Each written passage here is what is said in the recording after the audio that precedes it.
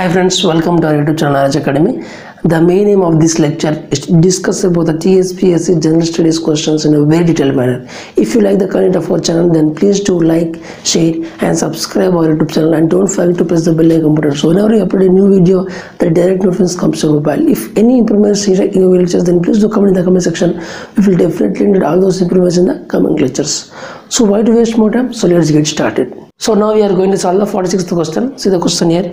Who among the following founded the Telangana Sadhana Samiti? So who among the following persons founded the Telangana Sadhana Samiti? Option A, Al Narendra. Option B, G. Kishan Reddy. Option C, B. Dattatreya. Option D, B. Bal Reddy. So what are the four options? Option A, Al Narendra is the correct person who has founded the Telangana Sadhana Samiti.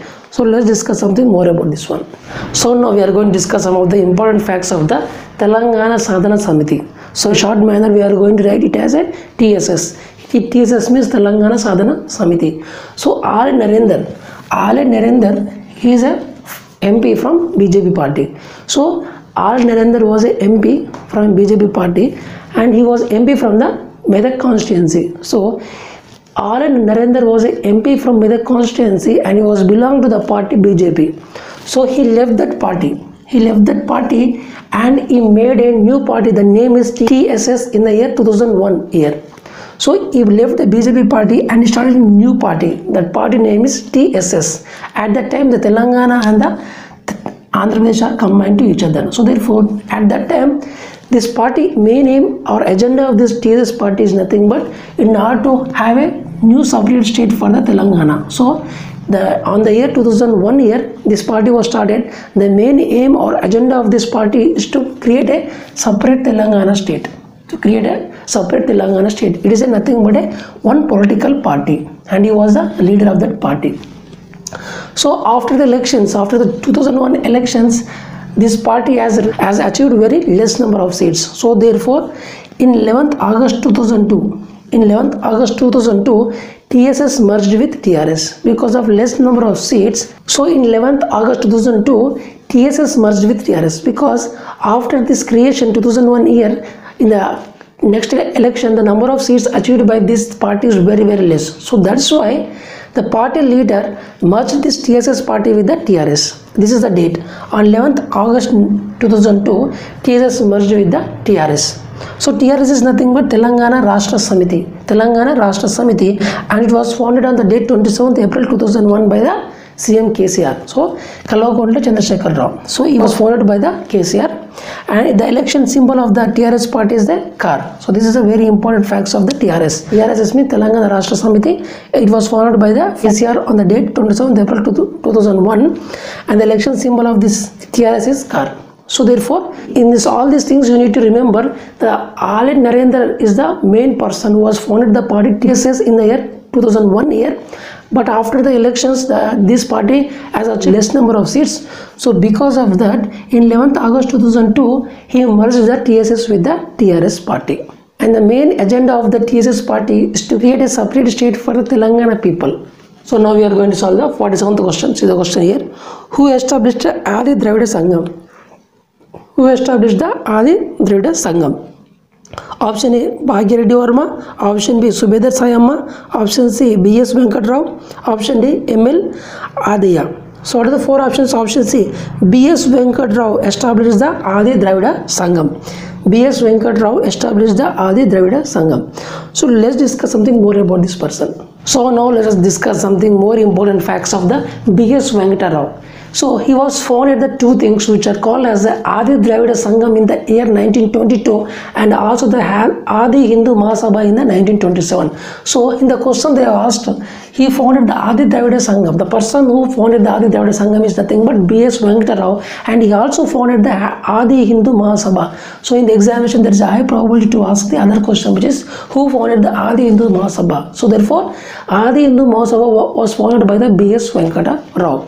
He was popularly called as the Hyderabad Ambedkar. So this is a very popular name. So B.S. Venkatrao is also called as the Hyderabad Ambedkar. He was called as the Hyderabad Ambedkar. The main aim of this person is to abolish the main goal or aim of this person is to abolish the Devadasi system. So the main aim or goal of this person is to abolish the Devadasi system. So the meaning of Devadasi system is very simple: dedicating the young girls are married to the temples, or which is called as a servant to the god. So therefore, in this Devadasi system, the young girls are going to get married to the temples, so they are nothing but servant to the gods. It was started in the 7th century. This type of Devadasi system was started in the 7th century, but initial days or olden days, they have a high special status. Initially, they have a very, very high special status. It's a good recognition in the society. But later, right now, they are used for the forced prostitution. Nowadays, they are used for the forced prostitution. That's why it was removed from our culture. So therefore, it was removed from our culture. So B.S. Venkatara was tried very hard in order to abolish the Devadasi system in his time period.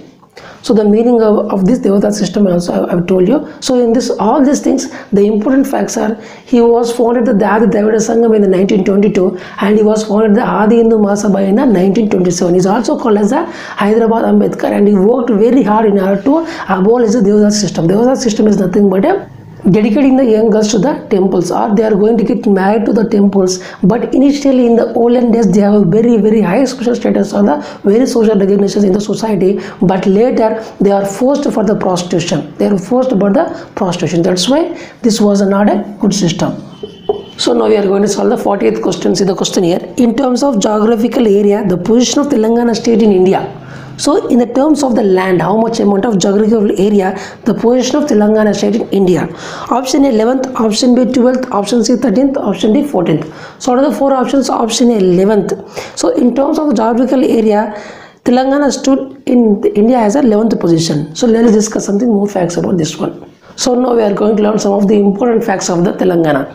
So Telangana has a geographical area. Telangana has a geographical area of 1,12,077 kilometers square. So this is the area of the Telangana, geographical area of the Telangana, and it stood rank 11th rank area wise in India. So this state, Telangana state, has today rank of 11th rank in terms of area wise.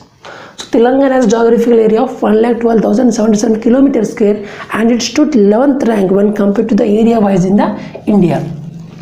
And the population, Telangana has a population of 3.52 crore as per the 2011 census. So as per the 2011 census, the Telangana has a population of 3.52 crore, and it stood 12th rank in the population wise in the India. So Telangana state has a population of 3.52 crore as per the 2011 census, and it ranked 12th position, population wise in India. So now we are going to discuss some of the important facts of which district has the highest forest area in Telangana. So the largest forest area in Telangana means which district has the highest amount of forest and compared to the least one. So here in Telangana, the first Adilabad district has the highest amount of the forest area, and the second thing is Khammam, and the third is Warangal district, and least amount of forest cover in Telangana, Nalgonda district has a very, very least amount of forest cover when compared to the remaining districts.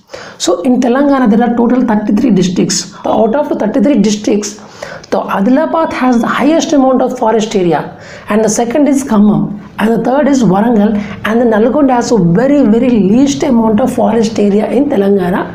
So therefore, now these are the things of the forest area. But when compared to the area, how much is the area land? So now we are going to compare the which district has the highest amount of area in Telangana district and the least amount of area in the Telangana district. So Bhadradri Kottagudem has the highest amount of area, geographical area.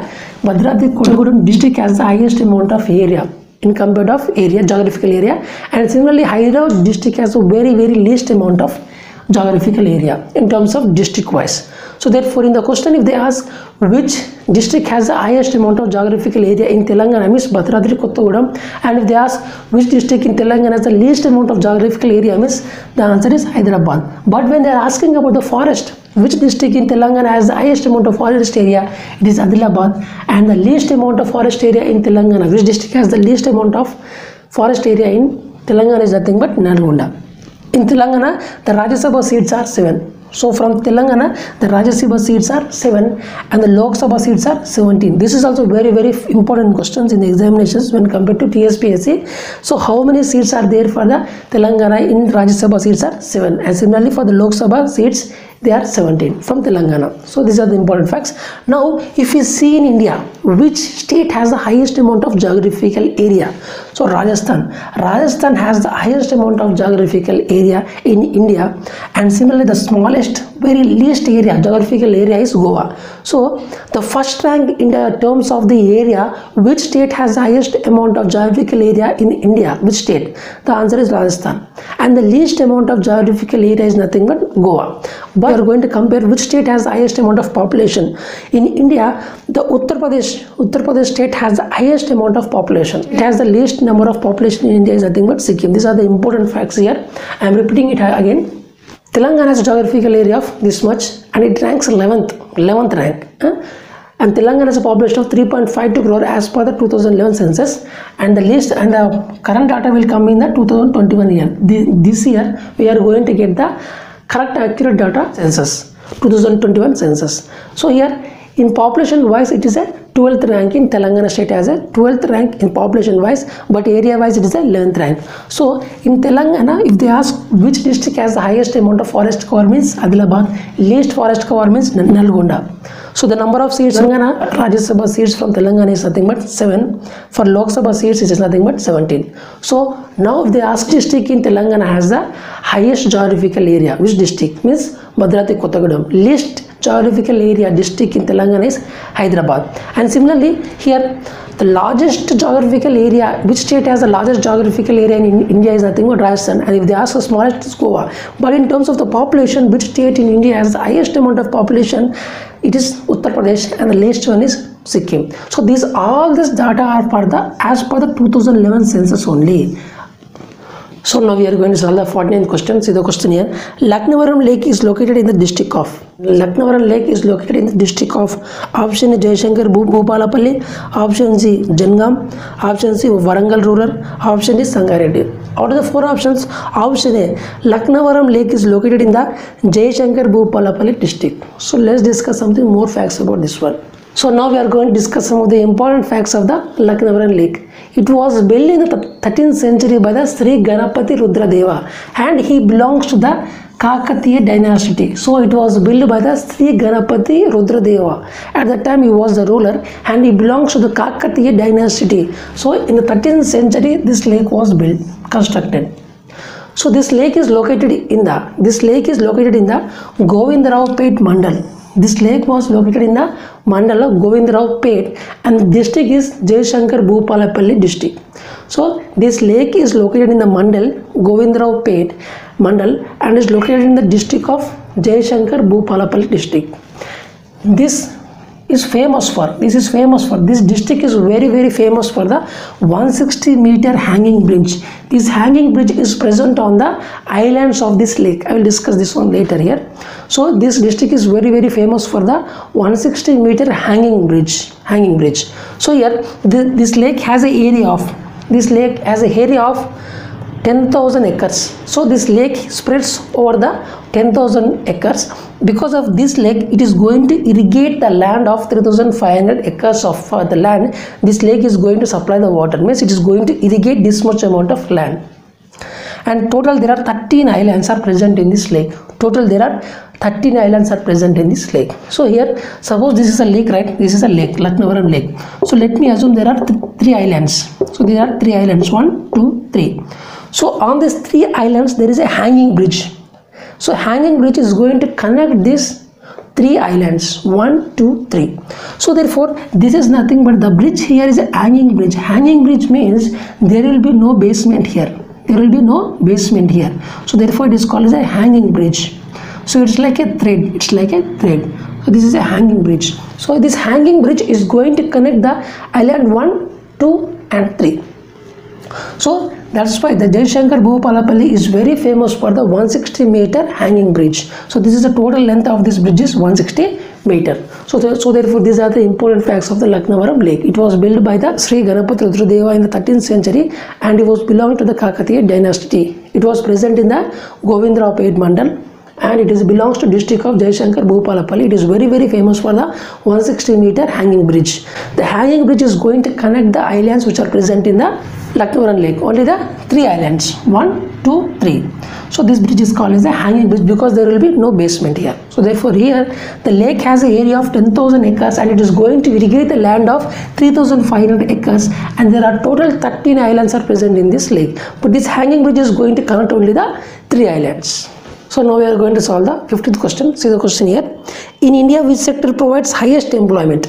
So in India, which sector provides the highest employment? Option A, agriculture. Option B, industry. Option C, service sector. Option D, information technology. So what are the 4 options? Option A, agriculture. The agriculture sector is going to provide the highest employment in India. So let's discuss something more facts about this one. So now we'll discuss the economy in India is divided into 3 sectors mainly. The 3 sectors are nothing but primary sector, secondary sector and service sector. So the primary sector main aim is to extract the raw materials. So the primary sector is going to extract the raw materials. So example, farming, fishing, hunting and mining. So all these are going to get the raw materials. Only the raw materials are going to extract by this primary sector. And the secondary sector is nothing but whatever the raw materials which are obtained, they are going to do the manufacturing process. So whatever the raw materials which are obtained in the primary sector, these raw materials are going to manufacture by the secondary sector. Example, textile production, car production, handicraft, etc. So all this production are going to give the proper products based on the raw materials which are produced by the primary sector. And the third one is called as a service sector. In the service sector, in the service sector means nothing but it is going to give the service to the people.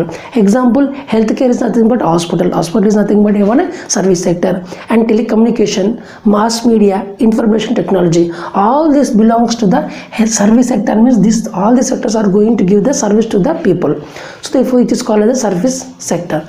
So now we are going to see agriculture belongs to primary sector, industry is going to belong to the secondary sector, and the third thing is the service sector. So from now we are going to see, as per the latest data, as per the 2020 year, what is the percentage of employment which are present in these 3 different sectors. So in agriculture there are total 42% of the people are working in the agriculture, and the 24% are working in the industry, and the 32% of the population are working in the service sector. So if you see the data, you can clearly understood that highest amount of the population in India are working in the agriculture sector, and the second is service sector, and the least is industry. So in the agriculture the most amount of the Indians are working, and the second is service sector, and the third is industry sector. But even though here the people are working here highest, but the GDP, gross domestic product, means the economic GDP is very low because of the agriculture, but the service sector is going to provide the highest GDP when compared to the remaining things. So even though the number of people working in agriculture is highest, but even though the GDP because of the agriculture is very low, but due to service sector the GDP is very highest. So finally what I am trying to say is agriculture, in India the most number of people are working in agriculture, but even then the GDP to the country is very low. But in the service sector even the people are working very low, but still it is going to provide the highest GDP to the country. So by this lecture we have successfully completed the 50 questions which are the previous year TSPSC General Studies questions in a very detailed manner. If you like the content of our channel, then please do like, share and subscribe our YouTube channel, and don't forget to press the bell icon button so whenever we upload a new video the direct notification comes on mobile. If any improvement is stated in our video lectures, then please do comment in the comment section. We will definitely include all those improvements